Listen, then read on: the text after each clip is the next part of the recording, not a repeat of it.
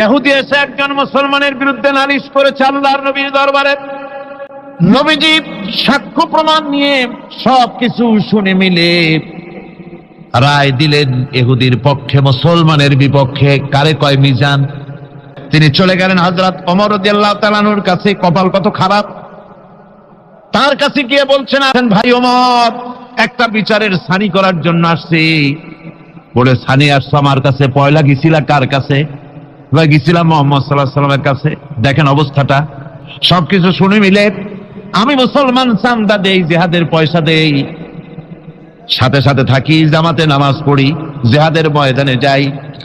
বিচারটা আমার পক্ষে না হয়ে রাসূল পক্ষে রায় দিয়ে দিলেন। এটা একটা কথা হইল নাকি? আপনি বিচক্ষণ মানুষ, সবকিছু শুনে মিলে আপনি বিচারটার ছানি করে দেন। হযরত ওমর বলেন, বাবাজি অপেক্ষা করো, আমি তোমার বিচারে ছানি করতেছি, দাঁড়াও। হযরত ওমর ঘরের মধ্যে ঢুকলেন, তরবারি নিয়ে আসলেন।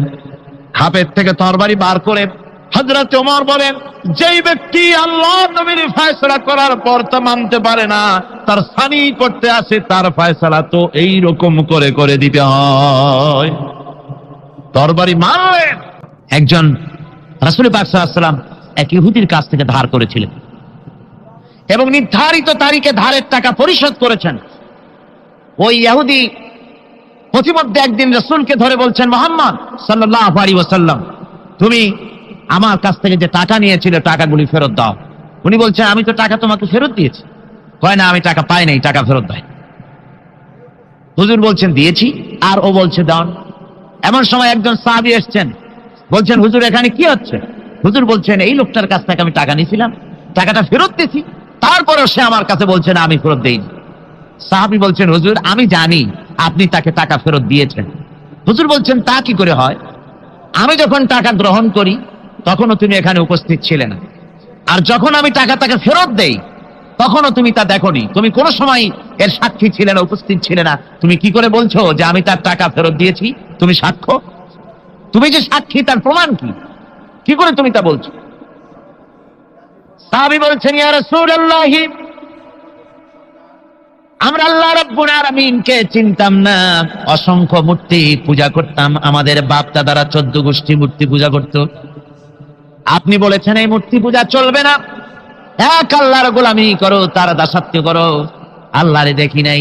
আপনার কথা মতো মা বাপের ধর্ম পরিত্যাগ করে, হাজার হাজার শত শত মূর্তিগুলিকে পরিত্যাগ করে এক অদেখা আল্লাহরে বিশ্বাস করেছি, দেখি নাই।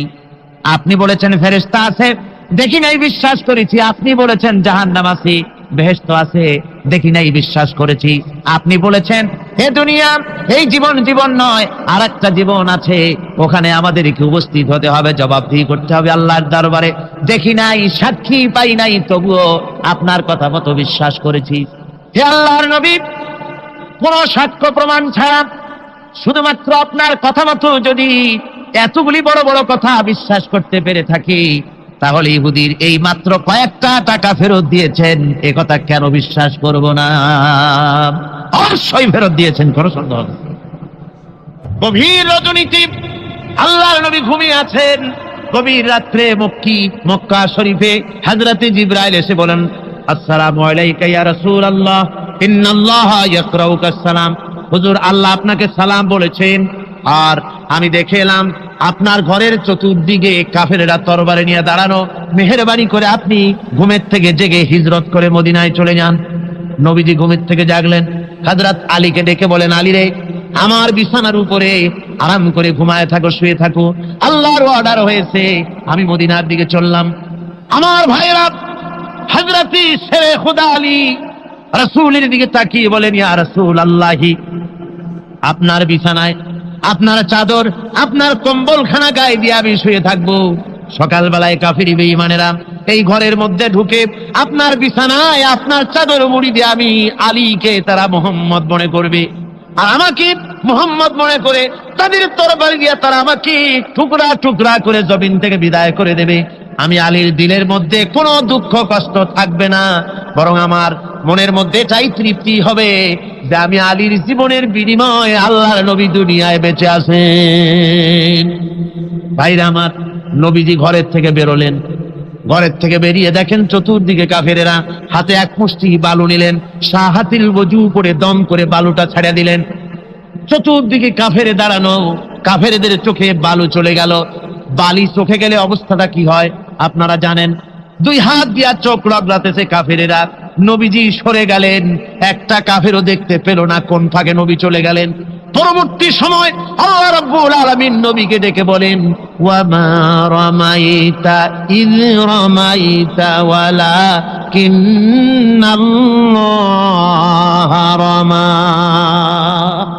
ও নবী, আপনি নিক্ষেপ করেন নাই যখন আপনি নিক্ষেপ করেছিলেন, আপনি শুধু বালুকণা ছেড়ে দিয়েছিলেন, আর আপনার ঘরের চতুর্দিকে কাফেরদের চোখে বালুকণা পৌঁছে দেওয়ার দায়িত্ব আমার হুজুরাত গ্রহণ করেছিল। সুবহানাল্লাহ, সুবহানাল্লাহ। আমার ভাইরা, নবীজি হযরত আবু বকরের বাড়িতে গেলেন, দরজায় গিয়ে আস্তে করে নক করেছেন। দরজায় গিয়ে আস্তে করে নক করলেন, ভিতর থেকে আওয়াজ এলো, কে? ভিতর থেকে লাব্বাইকা সাদাইকা বলে হযরত আবু বকর বেরিয়ে এলেন। আল্লাহর নবী জিজ্ঞাসা করলেন, আবু বকর রে, এক ডাক দিলাম আর তুমি এক ডাকে সাড়া দিলে, তুমি কি ঘুমাও নাই? হযরত আবু বকর বলেন, ইয়া রাসূলুল্লাহ, আপনি বলেছিলেন আমাকে সাথে নিয়ে হিজরত করবেন। আমি চিন্তা করেছি না জানি কত গভীর রাত্রি নবীজি আসেন, আর আমার দরজার কিনারে দাঁড়ায়া নবীজি যদি দাঁড়ায়া দাঁড়ায়া ডাকে আবু বকর আবু বকর বলে, আমি আবু বকর যদি বিছানায় ঘুমায় আরাম করতে থাকি, নবীজির সঙ্গে বেয়াদবি হয়ে যাবে, এই ভয়তে আমি বিছানায় না শুয়া এই দেওয়ালের সঙ্গে দাঁড়ায়া দাঁড়ায়া ঘুমাচ্ছিলাম। ভাইরা আমার, নবীজি হযরত আবু বকরকে নিয়ে চললেন, কাবার দিকে তাকালেন, বাইতুল্লাহ শরীফের দিকে তাকায়া নবীজি চোখ থেকে দরদর করে পানি পড়ে আর ডাকে বলে, রে খানায় কাবা, ওরে কাবা, বড় আশা ছিল তোর খেদমত করব প্রাণ ভরে, কিন্তু তোর নিষ্ঠুর সন্তানেরা তোর কাছে আমারে থাকতে দিল না রে। নবীজি হযরত আবু বকরকে নিয়ে মদিনার দিকে না গিয়া উল্টা পথে জিয়াদ মহল্লার ভিতর দিয়া, মিসফালার ভিতর দিয়া, সাবাব জাবালের সরে দুইটা পাহাড় পাড়ি দিয়া জাবালে সুরে যখন উঠলেন, ফজরের রক্ত হয়ে গেল। হযরত আবু বকর বলেন, হুজুর, গুহার একটা পায়া গেছি, এর মধ্যে ঢুকি, তা না হলে কাফেরেরা দেখে ফেলবে।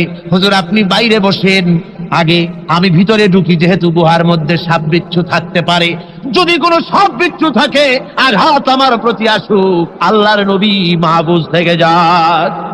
হযরত আবু বকর গুহা সাফ করে হুজুরকে ডাকলেন।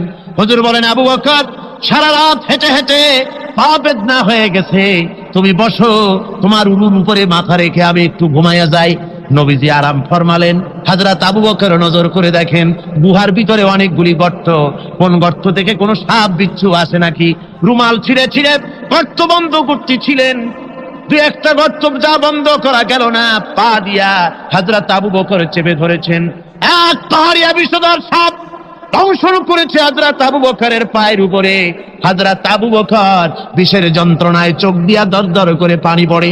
হুজুর সঙ্গে সঙ্গে মুখ থেকে থুতু মোবারক বার করে সাপে কাটা জায়গায় থুতু মোবারক লাগিয়ে দিলেন, যন্ত্রণা বন্ধ হয়ে গেল।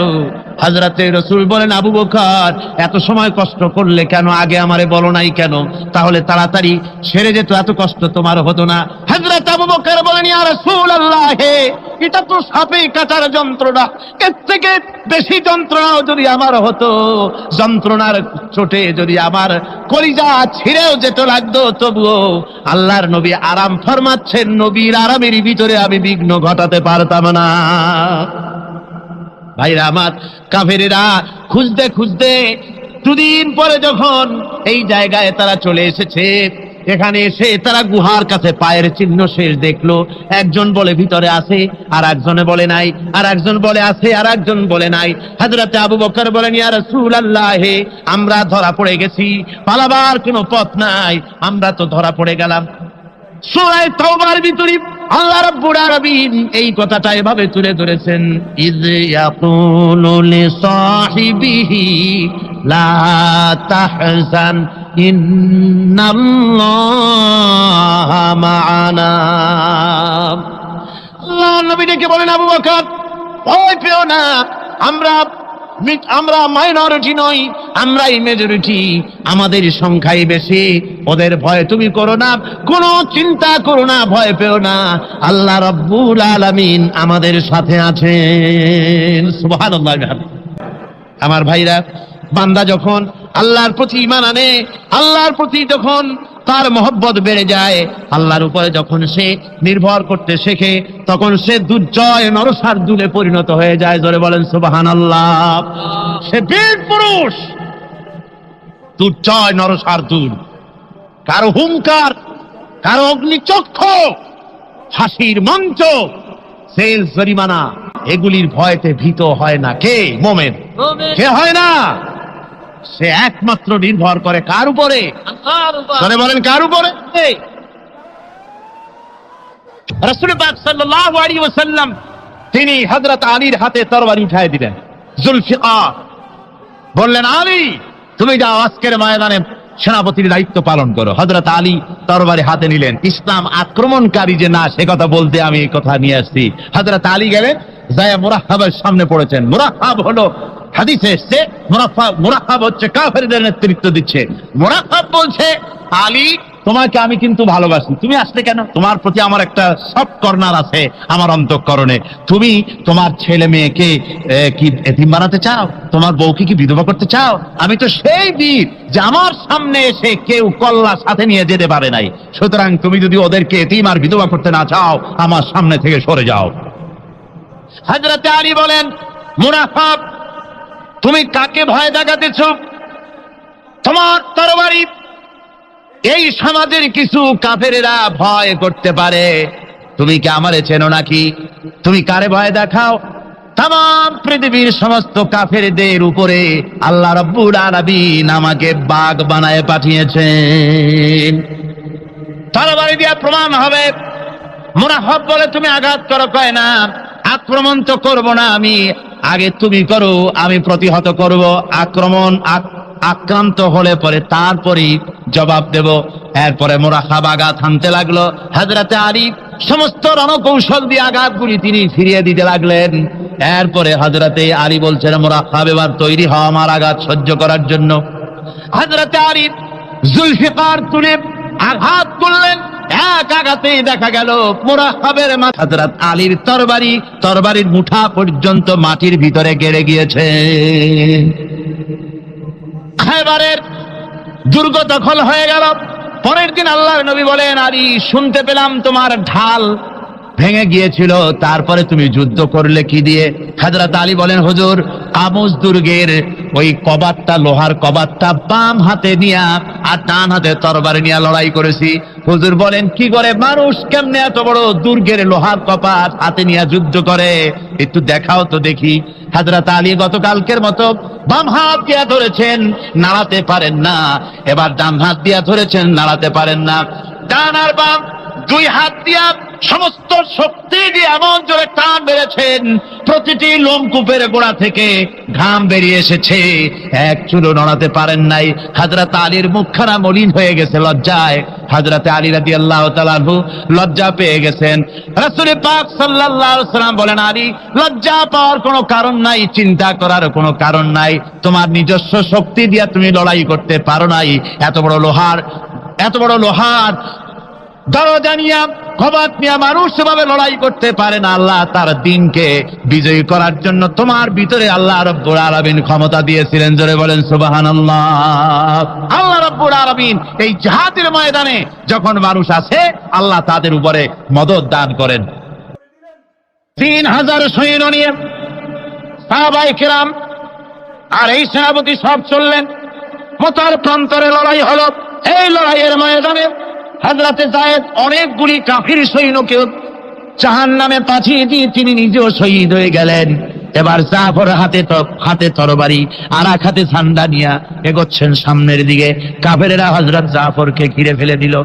আমার বন্ধুগণ, কাফেরেরা ঘিরে ধরে তরবারির আঘাত করলো জাফরের ডান হাতে। এই কাটা দুইটা হাত দিয়ে বুকের সাথে হযরতে জাফর ইসলামের পতাকাটাকে জড়ায় ধরলেন।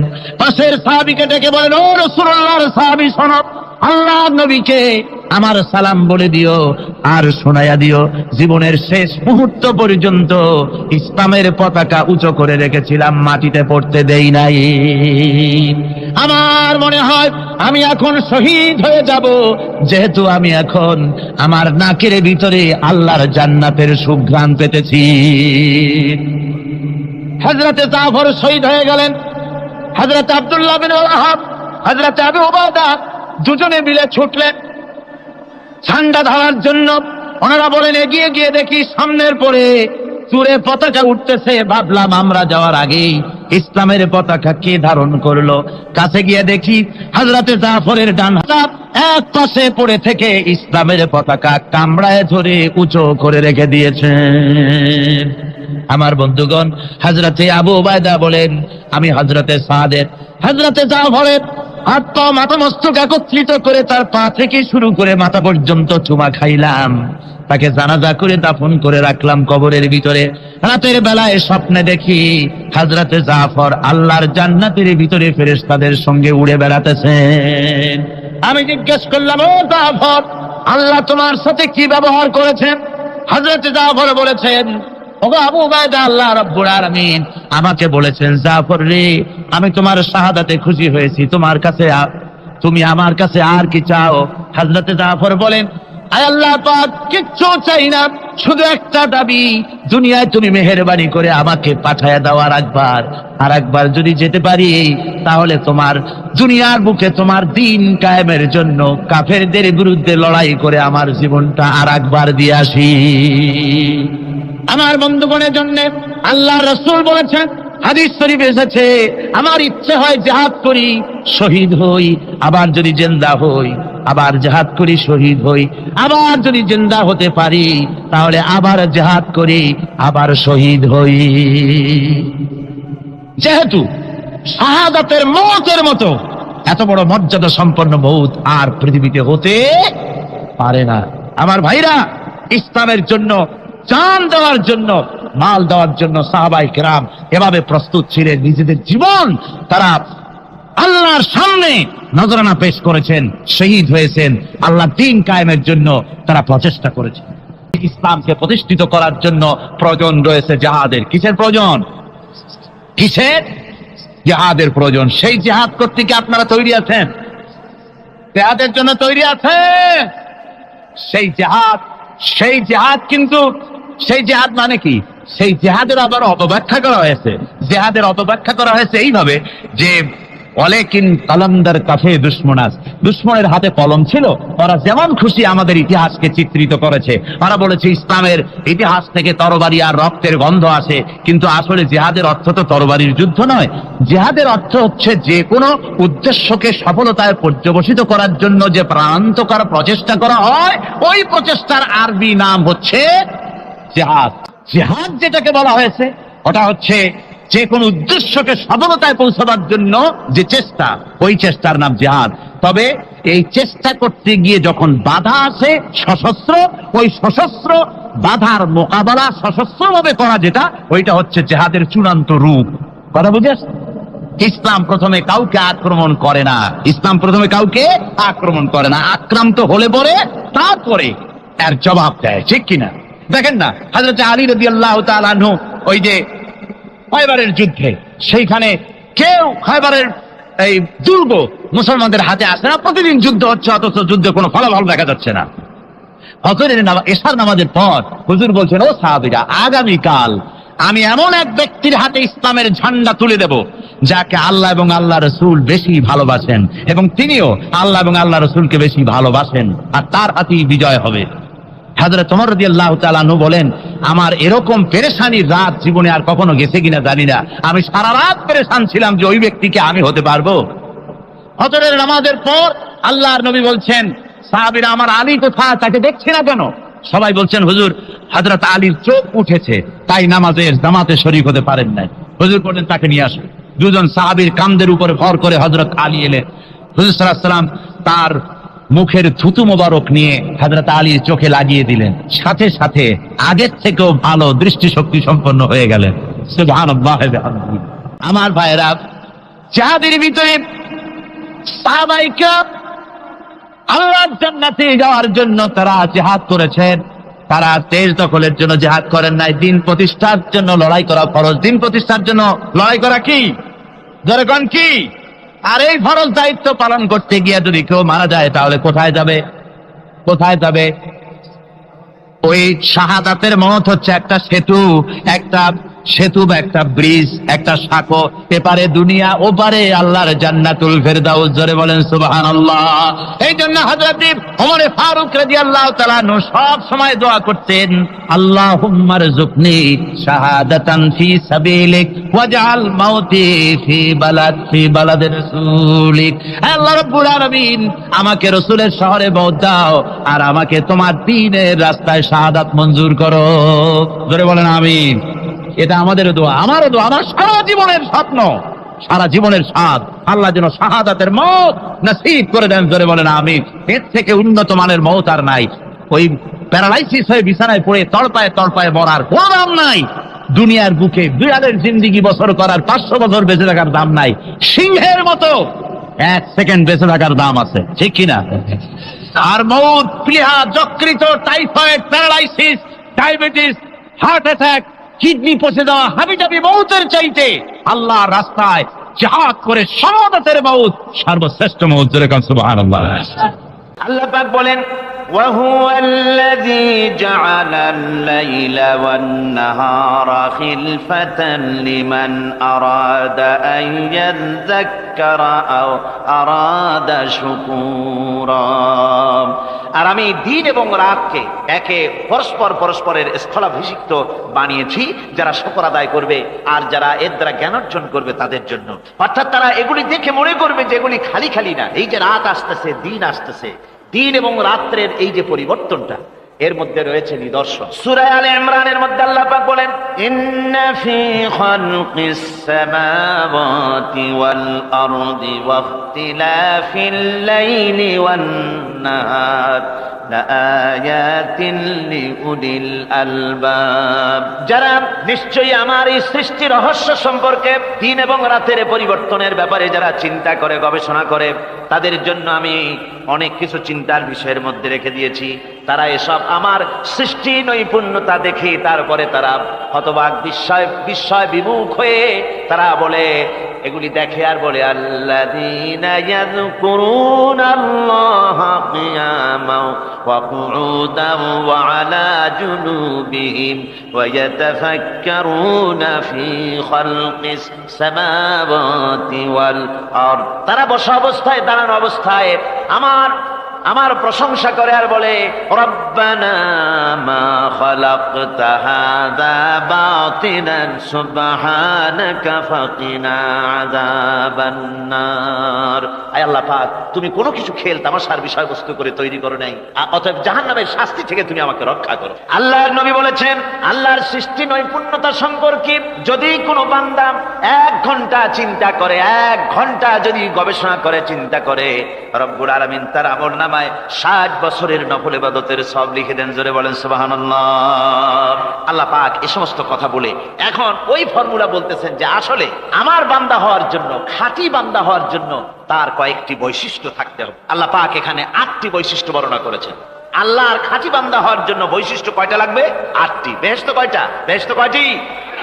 আল্লাহ পাক বৈশিষ্ট্য বানিয়েছেন 8।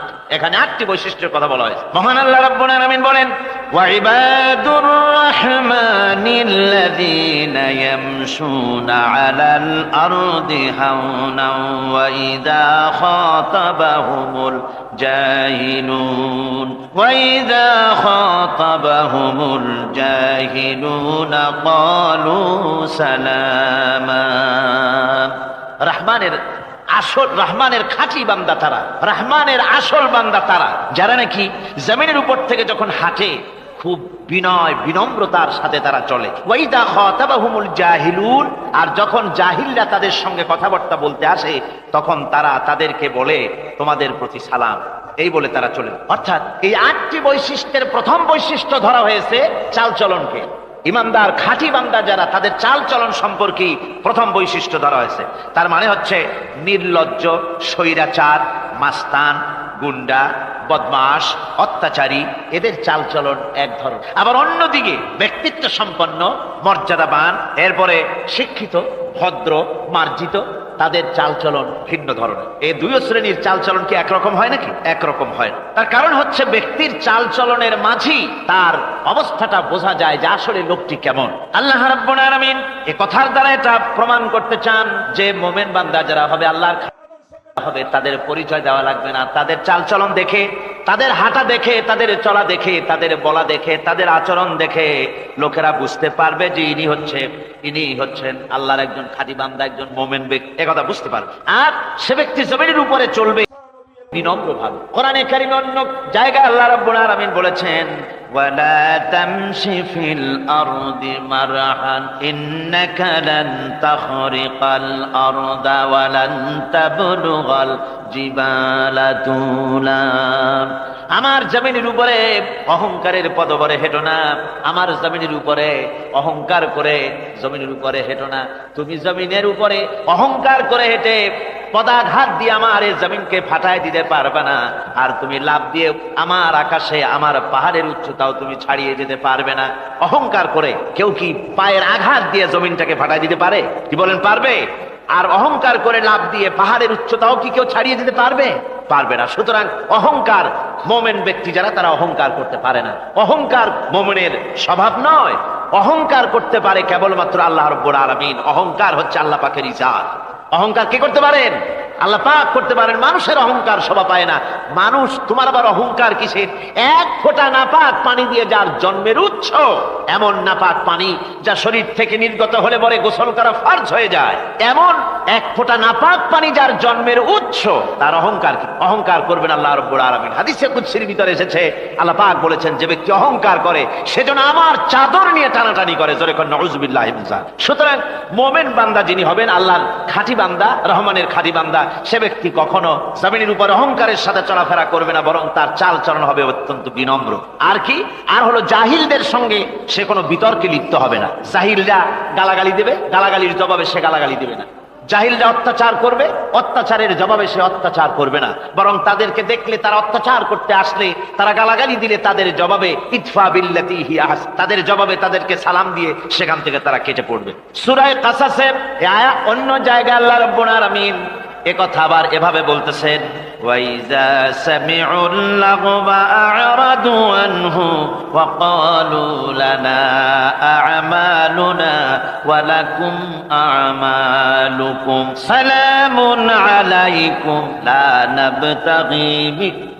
নাবতাগিল জাহিলিন। আল্লাহ পাক বলছেন যে যখন মুমিনেরা পরস্পরে মুমিনদের সাথে জাহিলদের যখন দেখা সাক্ষাৎ হয়ে যায়, যখন ঝগড়ায় লিপ্ত হতে চায়, তখন মুমিনেরা, যারা মুমিন বান্দা, আল্লাহর খাঁটি বান্দা, তারা বলবে যে তোমাদের আমলের প্রতিফল তোমরা পাবা, আমাদের কৃতকর্মের ফল আমরা পাবো। সুতরাং তোমাদের প্রতি সালাম, তোমাদের সাথে আমাদের কোনো সম্পর্ক নাই। ঝগড়াঝাটি না করে তারা ফিরে আসবে। আল্লাহ পাক এরপরে বলেন, ওয়াল্লাযীনা ইয়াবীতুনা লিরাব্বিহিম সুজদান ওয়া কিয়ামা।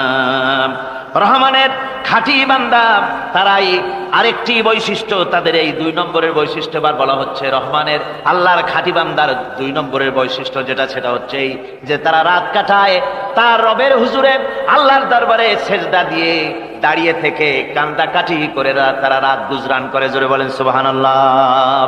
আর এর বিপরীত যারা, তারা রাত কাটায়, রাতের বেলা মদ, জুয়া, সিনেমা, গান বাজনা, অশ্লীলতা, নাটক, হাবিজাবি, গল্প গুজব করে তারা তাদের রাত কাটায়। আর যারা মুমিন বান্দা, আল্লাহর বান্দা, যারা খাঁটি বান্দা, তারা এই রাত তারা আল্লাহর ইবাদতের ভিতর থেকে কান্দাকাটির মধ্য দিয়ে দাঁড়িয়ে দাঁড়িয়ে অথবা সেজদার ভিতরে তারা তাদের রাত কাটিয়ে দেয়।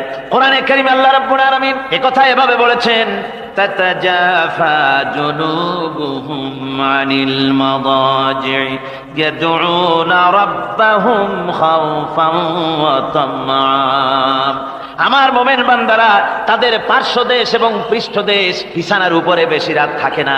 তারা তাদের রবের প্রতি রবের ভয়, আল্লাহর ভয়, আশা এবং আশা পোষণ করে। আর তারা আল্লাহকে ভয় করে তারা বিছান থেকে নিজের পিঠকে আলাদা করে নিয়ে তারা রাতের বেলায় আমার কাছে কান্দে, আমার কাছে দোয়া করে, তারা কান্দে, ইবাদত করে। সূরা যারিয়াতের ভিতরে রব্বুল আলামিন বলতেছেন, কানু কালিলাম মিনাল লাইলি মা ইয়াহজাউনা ওয়া বিল আসহারি হুম ইস্তাগফিরুন। আমার এই মুমিন বান্দাগুলি, আমার যারা তারা সারা রাত ঘুমায় না, রাতের একটা অংশ মাত্র তারা ঘুমায়, সারা রাত ঘুমায় না, একটা অংশ তারা ঘুমায়, আর বাকি অংশটুকু শেষ রাত্রে তারা ওঠে আর আমার দরবারে তারা কান্দে, মাপ চায় আর কাঁদতে থাকে, চোখের পানি ফেলতে থাকে। আল্লাহ রাব্বুল আলামিন শেষ রাত্রে প্রথম আকাশে আসেন। হাদিস, প্রথম আকাশে আল্লাহ রাব্বুল আলামিন এসে দুনিয়ার মানুষকে ডাকেন, কে আছো? গুনাহ করে জীবন বোঝাই করে ফেলেছো, নাফরমানি করেছো, গুনাহ করেছো, অথবা বিপদে পড়েছো, ঋণগ্রস্ত হয়ে পড়েছো, অসুবিধায় পড়েছো, মামলা মকদ্দমায় পড়েছো, আমার কাছে মাপ চাও, আমার কাছে সাহায্য চাও। এই সময় যে সমস্ত বান্দারা কে হারাম করে আল্লাহর দরবারে কাঁদতে থাকে, তাহাজ্জুদের নামাজ আদায় করে যখন হাত তুলে কাঁদে, আল্লাহ পাক তখন এই দৃশ্য দেখে ফেরেশতাদের বলেন, ও আমার ফেরেশতারা, আমার ওই বান্দাগুলি কাঁদে কেন? সমস্ত মানুষ যখন ঘুমানো, এই বান্দাগুলি কাঁদে কেন বলো? ফেরেশতারা বলে, আল্লাহ তুমি তো ভালো করে জানো। ফেরেশতারা বলে, আল্লাহ পাক বলবেন, তবুও তোমাদের মুখ থেকে শুনতে চাই। ফেরেশতারা তখন বলবে, রব্বুল আলামিন তোমার বান্দা গুনাহ করেছে, জাহান্নামের ভয়তে তোমার কাছে কাঁদতেছে, তোমার ভয়তে কাঁদে, জাহান্নামের ভয়তে কাঁদে। আল্লাহ জিজ্ঞেস করেন, ফেরেশতারা, ওরা যে আমার ভয়তে কাঁদে, ওরা কি আমারে দেখছে নাকি? ফেরেশতারা বলেন, না, খোদা তোমারে দেখে নাই। আল্লাহ পাক বলেন, ওরা আমার যে জাহান্নামের ভয়তে কাঁদে, ওই জাহান্নাম তারা দেখেছে নাকি? ফেরেশতারা বলে, না আল্লাহ, তোমার জাহান্নাম ওরা দেখে নাই, তোমার বেহেশত কিছুই দেখে নাই।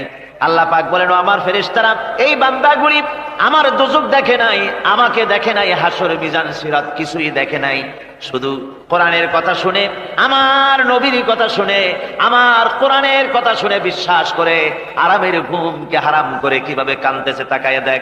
আমার রহমতের দরিয়ায় জোশ মেরে গেছে, তোরা সাক্ষী থেকে যা, আমার ওই ক্রন্দনরত বান্দাগুলিকে আমি আল্লাহ মাফ করে দিলাম।